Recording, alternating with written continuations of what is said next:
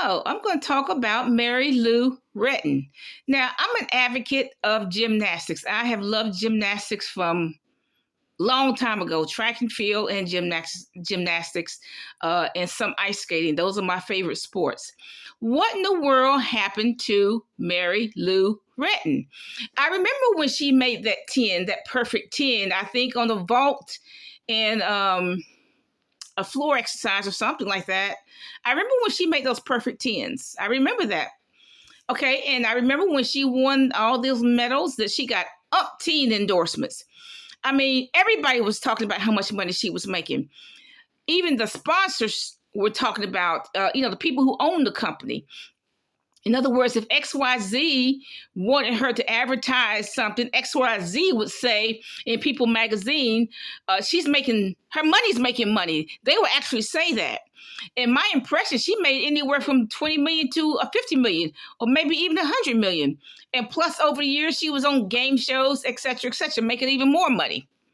Okay, so how in the world does anybody go from she got her picture on the cover of Wheaties. How does anybody go from 20 million to possibly 100 million to being a beggar? And when you're on GoFundMe, you're begging. She doesn't have any insurance. How is it that she doesn't have any insurance?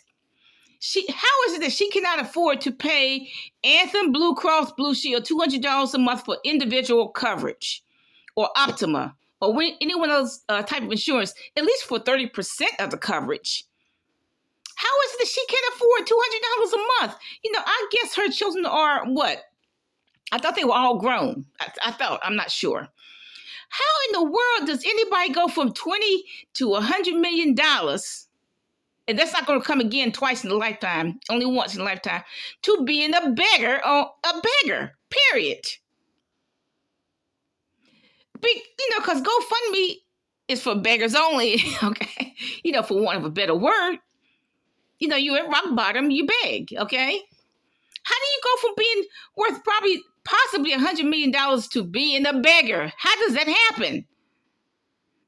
I mean, her money was making money. Everybody was talking about how much money she was making. Everybody was talking about how many endorsements she was getting. Wheaties, this, that, and the other. Everybody was talking about that. How did she go from that to being a beggar worth $100 million? If she was lucid, what would she say? Oh, I spent it all. I gambled it all. What would she say? Now, look, that's why I tell Black women, stop spending. You can do without those artificial flowers. Every time you spend $80 on your nails, that means you don't have $80 to pay an emergency room visit. You don't have $80 to put on your electric bill. That's what that means. But I would like to know, does anybody know how anybody go from being $100 million to a beggar? Does anybody know the answer? Bye.